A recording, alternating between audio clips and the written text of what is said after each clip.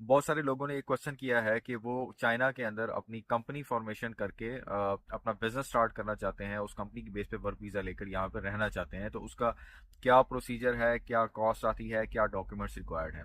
ये सारी detail share करने से पहले मैं आपको एक डिस्क्लेमर दे दूं कि मैं किसी भी कंपनी फॉर्मेशन के हवाले से कोई सर्विसेज ऑफर नहीं कर रहा, ना मैं किसी एजेंट को यहाँ पे प्रमोट करने या रिकमेंड करने के लिए बैठा हूँ। मैं यहाँ पे आपको सिर्फ अपना एक्सपीरियंस शेयर करूंगा। जो इन्फॉर्मेशन मैंने अपने एक्सपीरियंस से गैदर की है वो मैं आपके साथ शेयर कर देता हूँ। जो लोग ऑलरेडी चाइना में मौजूद हैं स्टडी वीज़ा पर या फैमिली वीज़ा पर, या वो किसी और कंपनी में जॉब कर रहे हैं, अब वो अपना बिजनेस स्टार्ट करना चाहते हैं और उसके लिए उन्हें कंपनी फॉर्मेशन करनी है, तो उन लोगों को पासपोर्ट चाहिए है, टेलीफोन नंबर चाहिए है, कंपनी का नाम चाहिए है जिस नाम से वो अपने बिजनेस को रजिस्टर करना चाहते हैं। इनिशियल कैपिटल बताना है कि मैं अगले 5 साल के अंदर कितना इनिशियल कैपिटल अपनी इस कंपनी के अंदर इन्वेस्ट कर सकता हूँ। मोस्ट इंपॉर्टेंट चीज़ जो है वो आपको एड्रेस देना है कि किस एड्रेस के ऊपर मेरा जो है वो कंपनी रजिस्टर होगी।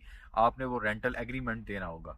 तो अगर ये सारे डॉक्यूमेंट्स आपके पास मौजूद हों तो आप अपनी कंपनी यहाँ पे रजिस्टर कर सकते हैं। जब कंपनी रजिस्टर हो जाएगी देन आप उसके ऊपर अपना वर्क वीज़ा अप्लाई करके यहाँ पर उस कंपनी के अंदर काम कर सकते हैं, रह सकते हैं, अपनी फैमिली को इनवाइट कर सकते हैं।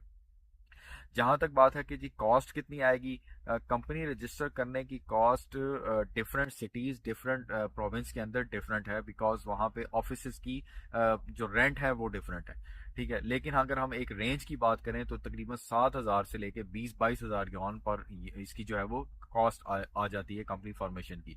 इसके अंदर आपकी जो है वो कंपनी का लाइसेंस, उसकी स्टैंप्स, ऑफिस का एड्रेस, 1 साल की अकाउंटिंग सर्विसेज और बैंक अकाउंट को ओपन करना, ये सारी सर्विसेज इसके अंदर शामिल होती हैं। कंपनी फॉर्मेशन का प्रोसेस आप खुद से भी कर सकते हैं, ऑफिशियल वेबसाइट्स पे जाके फॉर्म्स को फिल कर सकते हैं अगर आपको चाइनीज आती है, और आप खुद से भी कर सकते हैं। इसके अलावा मार्केट के अंदर बहुत सारे एजेंट भी मौजूद हैं जो आपको हेल्प आउट करेंगे आपकी कंपनी फॉर्मेशन के हवाले से। कंपनी फॉर्मेशन में यहाँ पे जो मैं आपको बता देता हूँ कि मार्केट में क्या कुछ चल रहा है। यहाँ पे दो किस्म के एड्रेसेस जो है वो ऑफर करते हैं एजेंट, एक है वर्चुअल एड्रेस और एक है फिजिकल एड्रेस। अगर आपको वर्क वीज़ा चाहिए है अपनी कंपनी के लिए ऊपर तो फिर आपको फिजिकल एड्रेस चाहिए होगा, फिर आप वर्चुअल एड्रेस के ऊपर अपनी कंपनी को रजिस्टर करवाने का आपको कोई फ़ायदा नहीं होगा। वर्चुअल एड्रेस थोड़ा सस्ता होता है, वर्चुअल एड्रेस जो है वो और उसके अंदर आपको कोई ऑफिस में जाके बैठ के काम नहीं करना होता। जबकि जो फिजिकल एड्रेस आप लेते हैं, जिस एड्रेस पे अपनी कंपनी को रजिस्टर करते हैं, वहाँ पे एक प्रॉपर आप अपना ऑफिस सेटअप करते हैं। ठीक है, और वहाँ पे आकर फिर आप उस फिजिकल ऑफिस की बेस के अपना वर्क वीज़ा और वर्क परमिट अप्लाई करते हैं। ये टोटल कॉस्ट थी कंपनी फॉर्मेशन की। अब ये थोड़ा वेरी भी कर सकती है डिपेंडिंग अपॉन कि आप किस सिटी के अंदर, किस प्रोविंस के अंदर कंपनी ओपन कर रहे हैं।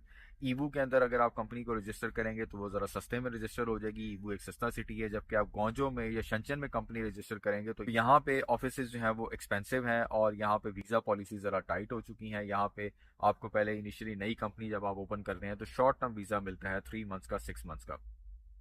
इसी तरीके से कुछ कुछ प्रोविंस के अंदर वर्क एक्सपीरियंस की भी रिक्वायरमेंट है। और फर्दर अगर इससे रिलेटेड कोई भी इंफॉर्मेशन जानना चाहते हैं तो आप मुझे ये बताएं कि आप किस सिटी के अंदर हैं और आप किस सिटी में कंपनी ओपन करना चाहते हैं, देन मैं आपको बता सकता हूँ कि जी उस सिटी के अंदर आपको फ़ायदा होगा नहीं होगा।